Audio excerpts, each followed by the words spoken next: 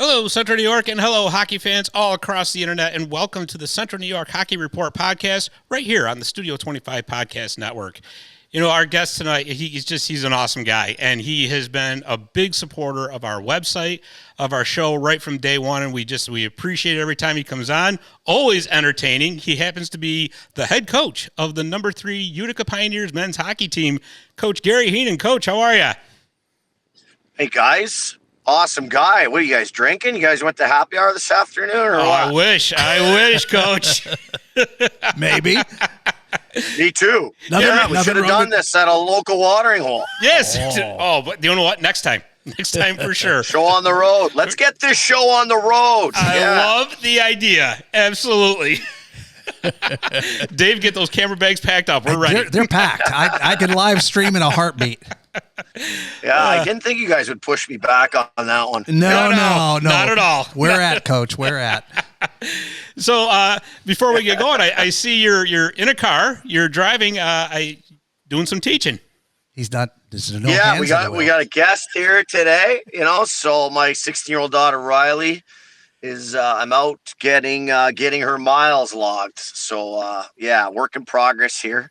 As I shared with you before we went live here, we expected to be home, but she's taking it slow and easy. So we'll have to do this, and then by the time we enter our driveway, you guys will be in my house. So bear with us a little bit here. No, that's okay. And you know what? That's good that she's taking it slow and easy. Less stress for you. Yeah, for sure. I don't have that pedal that the driving instructors have, on the passenger side. So you might see me grab the dashboard real quick. But, This is going to be fun. Yeah. Oh, yeah, for sure. Well, don't worry. Riley, we have all the faith in the world in you. Don't worry about it. Yeah, she's very nervous now for sure. But this is live. This is great. Yeah. So anyways, this season, you're off to a great start. You're 3-1-0 overall, 2-0 in the UCHC. What are your thoughts so far? Yeah, I think, to say we're pleased, I think it's a good start.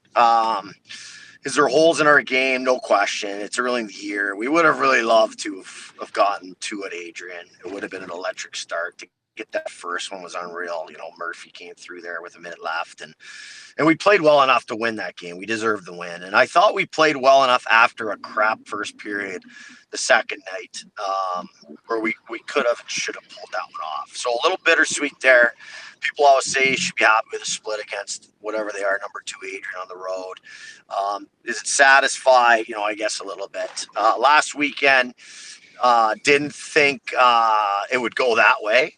Nazareth had played some good teams well, Hobart, Oswego, and Elmira, and all 3 tight, getting a win in there as well. So we thought there'd be a lot more pushback than we had. And I do think their goalie set off weekend. I don't think the score is indicative of how the games went. It should have been a little closer than that. But I like our offense. I think our defense is coming along. We had the departure of Griffin Barr, which hurt our team a little bit. So we're adapting to that. And I think our goaltenders are still trying to find their way. I don't think any of them would love their performances thus far. So we're identifying those holes. We're working on those holes. Is there positives? Our power play's 50%. Our PK numbers are terrible. I think some of that is goaltending based. Other little things. Our shots on nets are high. Our offense is ranked high. We're scoring goals. So a lot promising, no question, but there's still a ways to go.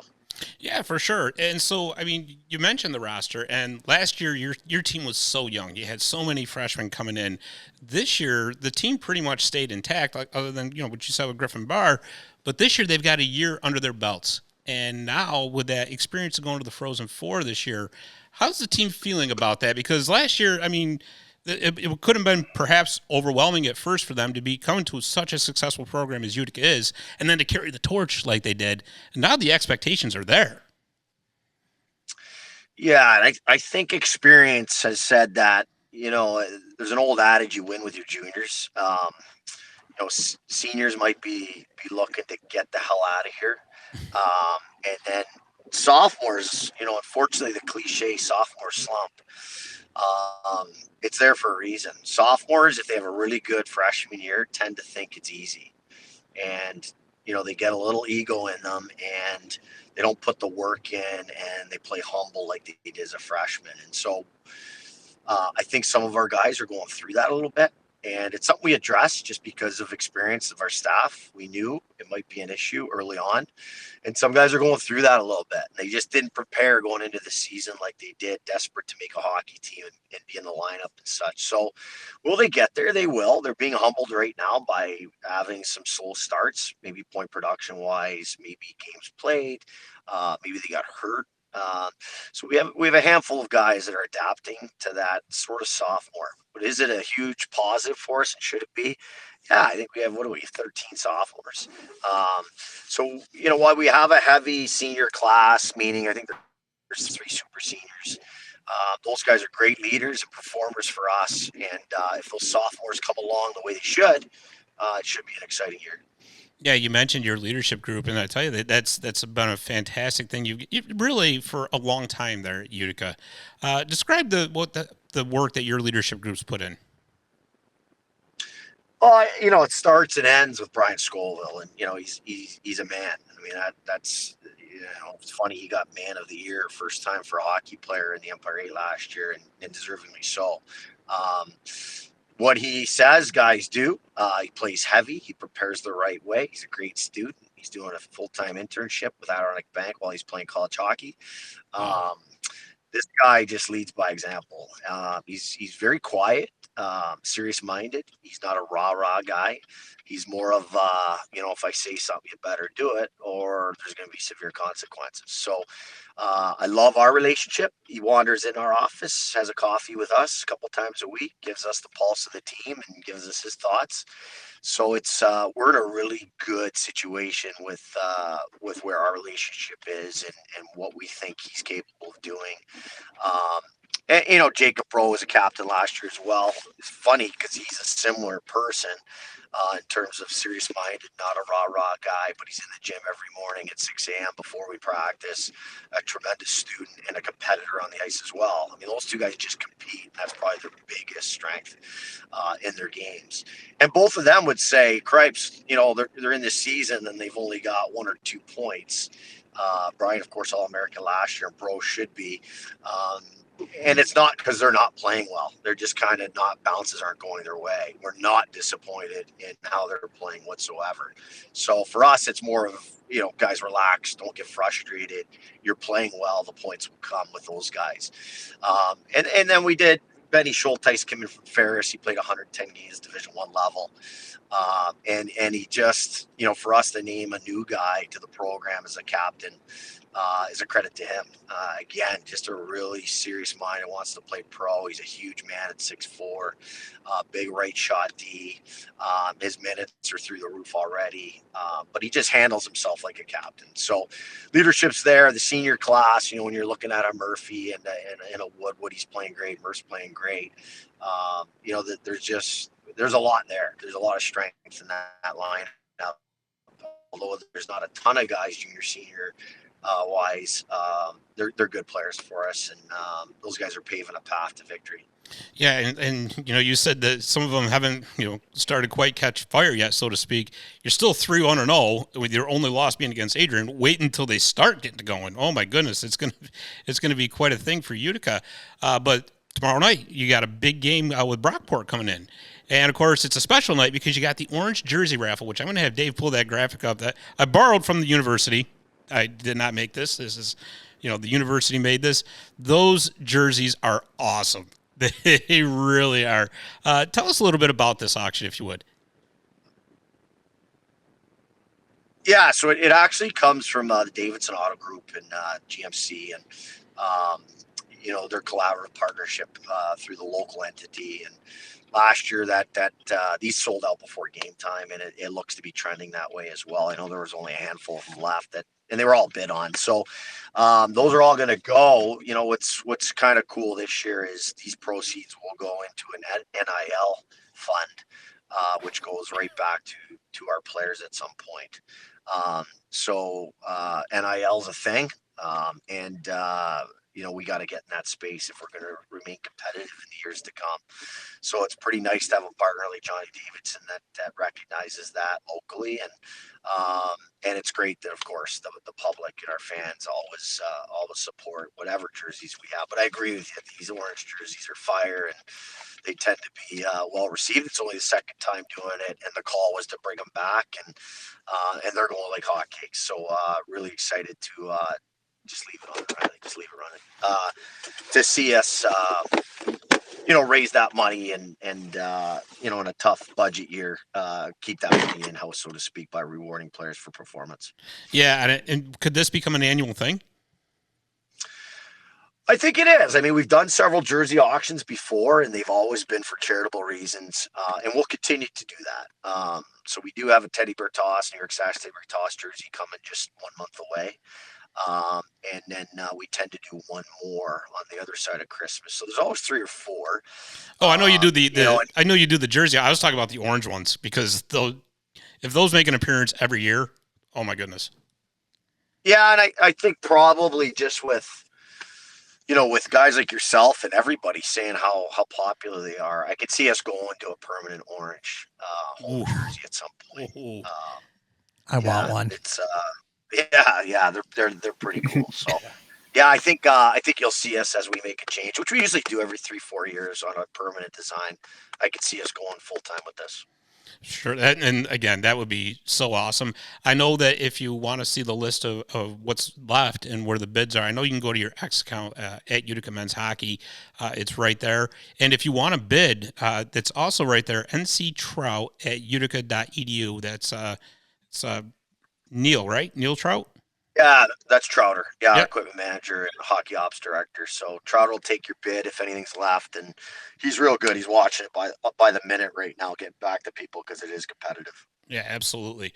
Okay, so I mean, the next month or so, we got a lot of big games coming to Utica. Of course, the annual Thanksgiving showcase this year, you got UNE coming in, Oswego, and Stevenson, who had left the UCHC, decided they couldn't get enough of Utica and wanted to come back.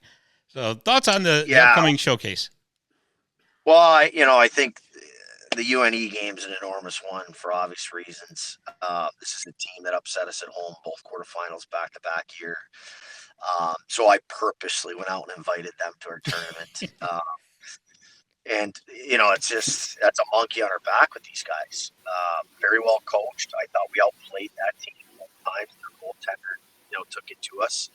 So not really thrilled that we're only 2 UNE and national tournament games at home, and it's our chance to get them back. So that's a big one for us as a program. Oswego obviously is a giant, and they just want to remain in that tournament. They've been here many times. And Stevenson, Dawsey, their head coach, is from Utica. So really, he called and said, "Can you get me in there now? We're not in your league." Gives me a chance to go home and spend Thanksgiving with his family. Excellent. That you know what? That makes it all the more special too. Just basically a homecoming for him. And of course, shortly after that, we just touched on it earlier, but the Teddy Bear Toss with this year's opponent, it's going to be a tough game because you got number 6 Geneseo making their first appearance as a member of the UCHC. So tell us a little bit about the Teddy Bear Toss and having Geneseo come in for that game.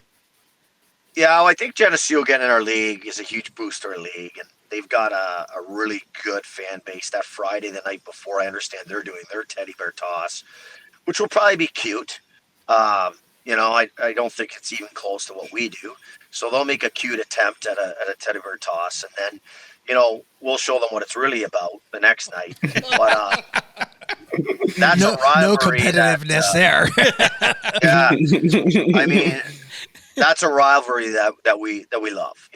That's one that we really are pumped up that Geneseo's in our league, and so are they. I mean, we are 2 electric fan bases, and they're certainly not, again, at our level of fan base, but they had a good one, and it's a good building, and it's just a breath of fresh air compared to those PA schools we had.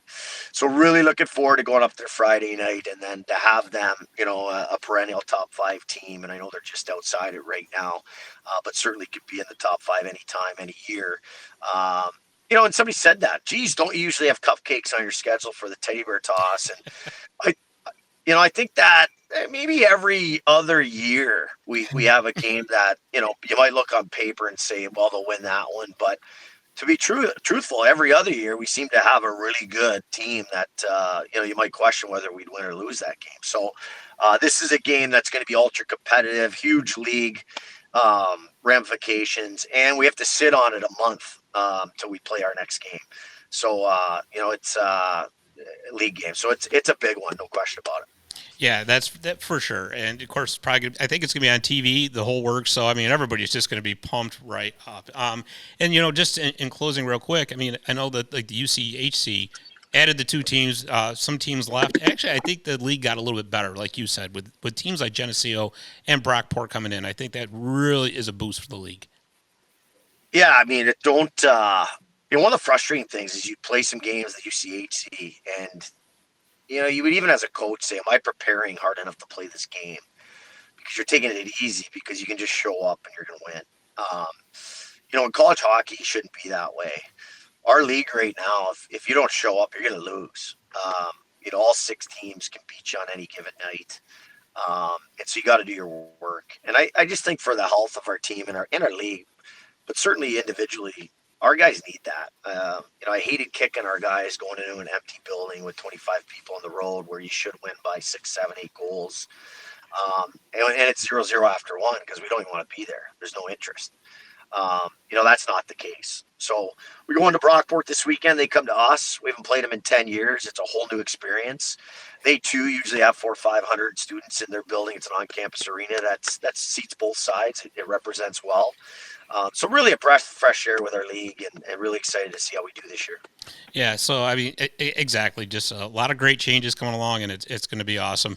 Well, Coach, I said 10 minutes. I held you for 7 more. I do apologize for that, but we do appreciate you taking the time to come on and talk to us. Always love having you here as a guest, and best of luck with your daughter with her driver's license. Yeah, thanks, guys. We made it home just for the fans at home. We made it home. Yeah. All right, next time, let's do it on the road. I'll buy you guys one. Absolutely. I love that idea. I'm in. All righty, Coach. Best of luck this weekend. Thank you. Thanks, Coach. All righty, take care. I love that idea. Taking this on the road. Let's do this. Absolutely. And he's a perfect one to do it. I know, right? Right? It would be so much fun. It would be awesome. It would be it really would. Yeah. We gotta definitely plan this for like mid when they're end of semester break. Yeah, that'd be the ideal time to do it. When is that? So, well, he said the Geneseo game, which is the last one before the 6th or 7th. It's going to be their last one, and then they resume against Oswego January 10th. So you got about a month. To work with. So. Yeah. But, I mean, big things going on for the Pioneers. Huge weekend in college hockey here in Central New York. Absolutely huge. Many, many big games going on. I mean, number 8 Utica, the women, they're home. They got Hilbert College. But, I mean, Morrisville and Oswego, the women. So they tangle Friday, tomorrow, at 3 p.m. at the Morrisville Iceplex. It's Morrisville's home opener, and it's a battle of the unbeatens. Now, we had Coach Briggs on last week, and I said that Morrisville team could make some noise. Well, guess what? They beat number 12 Nazareth on Saturday. So, you know what? I maybe I should get like a crystal ball or something. You knew it, no, right? I had nothing to do. That was all effort on their part, and so they're doing wonderful things out there. I mean, Oswego men, Coach had mentioned them. They're hosting Plattsburgh at number 8 Plattsburgh Friday night. That's the whiteout game. I went up there last year for the whiteout game. It's an awesome atmosphere up there at the Deb. Hamilton College opens this weekend, and I was telling you guys earlier before we went on, that NESCAC schedule always screws me up because for some reason, they start later, and I understand why they start later, but for some reason I had it in my head that it was next weekend that they start. It's not. The men open on the road this weekend. They're at, Amherst Saturday night and then Anna Maria on Sunday. But the women, the 10th ranked women, Hamilton College, they're hosting number 3 Middlebury Friday night and Saturday afternoon up there at Sage Rink on College Hill. So they're not screwing around opening up the season either. So, Jordy, we got all these games going on. I mean, the Colgate women, they're home this weekend for Dartmouth and Harvard. Colgate men are on the road at those same schools. What are some of these games that are jumping out at you?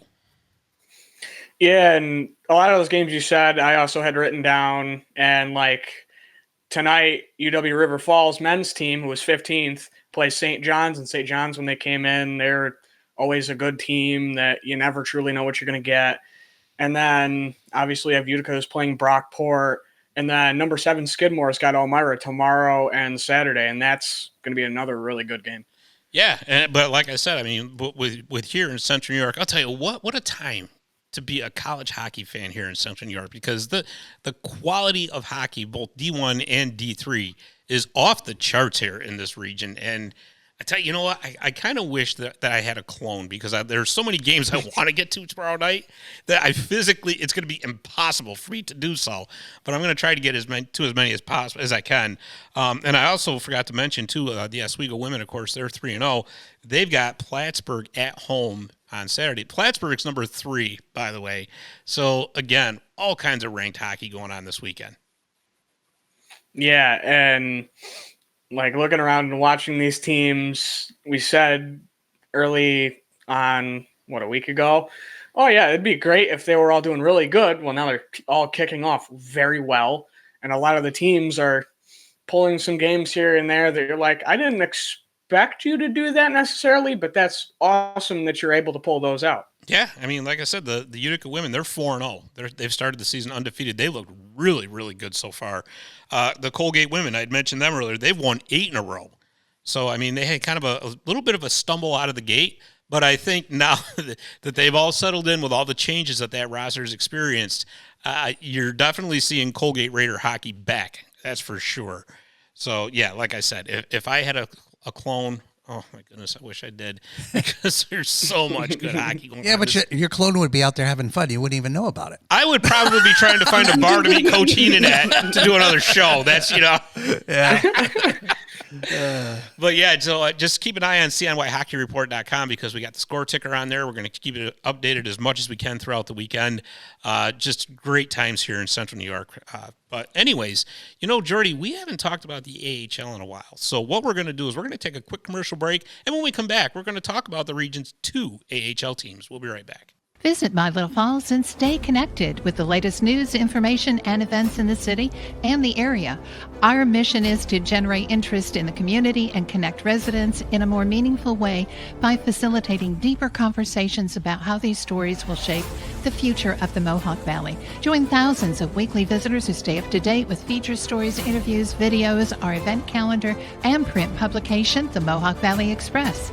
It's about timely local news for the community, keeping citizens informed about important issues, telling about the people who live and work here, and giving locally owned businesses the opportunity to reach a very targeted audience of locals and tourists alike. It's a whole new form of media-rich content developed specifically for today's mobile lifestyle and listeners. You can download our iOS app in the iTunes store, listen to our country music streaming radio station, or sign up for a weekly newsletter. Stop by today at mylittlefalls.com. You'll be glad you did.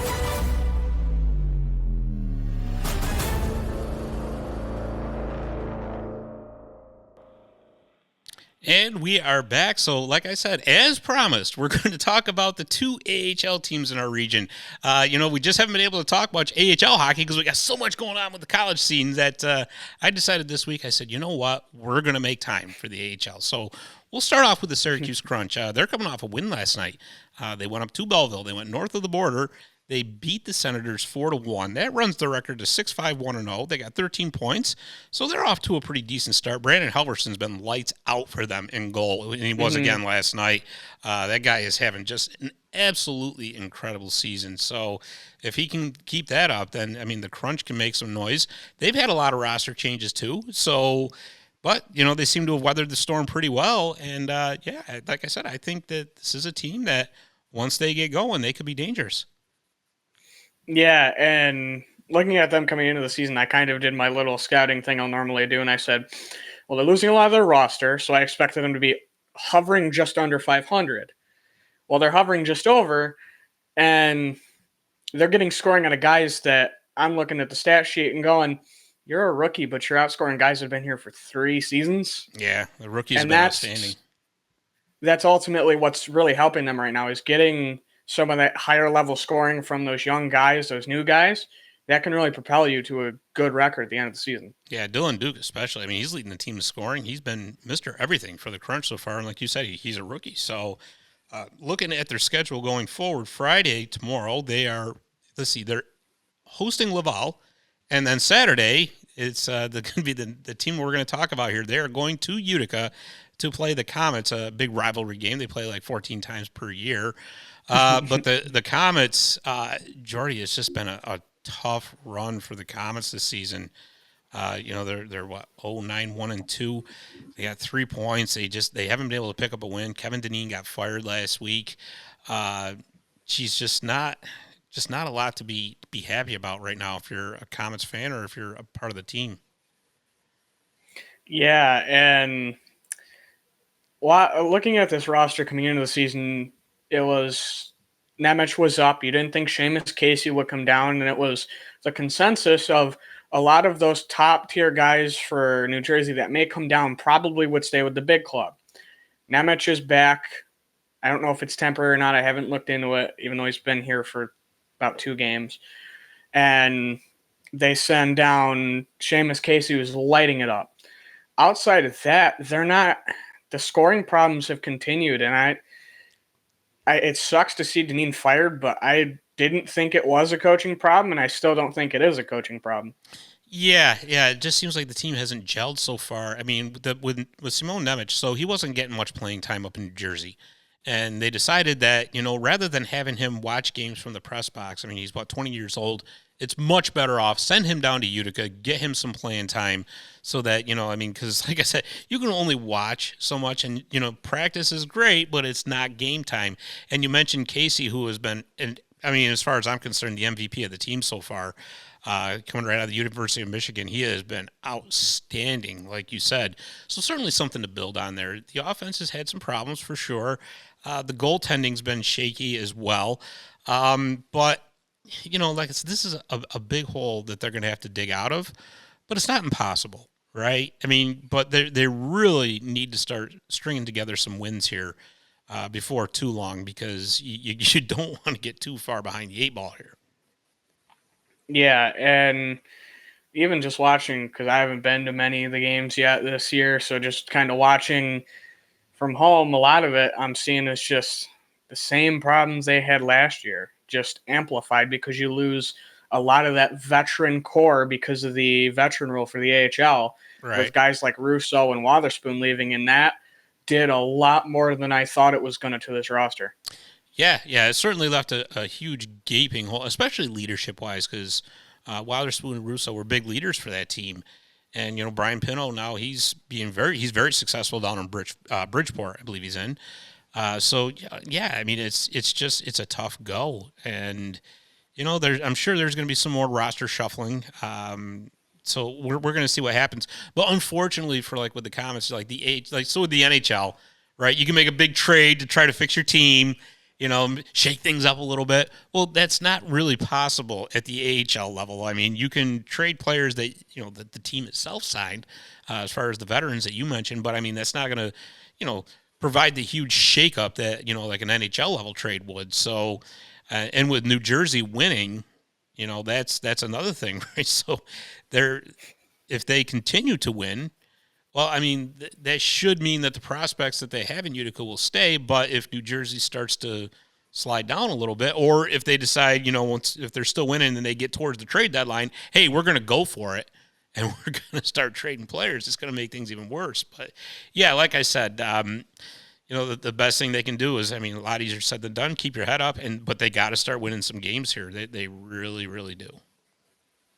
Yeah, and it's just now they're in a spot where you have nothing to lose, and the team should just go out there and play their game because, a good maybe 2/3, half to 2/3 of that roster may be a New Jersey roster, but that bottom half is still Utica guys. And you could see the small fluctuations of a guy come up here and there from Adirondack, and you never know when you have your next Savior prompt. Right, exactly. Well, if you want to see both of Central New York's teams in action on the same sheet of ice, Saturday night is your opportunity at the Adirondack Bank Center. Puck drop is at 7:00 when the Crunch visit the Comets. So, we'll see what happens. It's always interesting when those two teams get together. But at any rate, that looks like about all the time we've got. Again, we want to thank Coach Heenan for coming on and being as entertaining as he always is. We really appreciate it. Please follow us on the Studio 25 Podcast Network, wherever you get your podcasts. And, of course, follow us on social medias. And, of course, CNYHockeyReport.com is your source for scores, news, updates for Central New York hockey. All right, I'm Scott Kimball. For Dave the Save Warner, for Jordan Brockway, thanks for watching, and we will see you next time.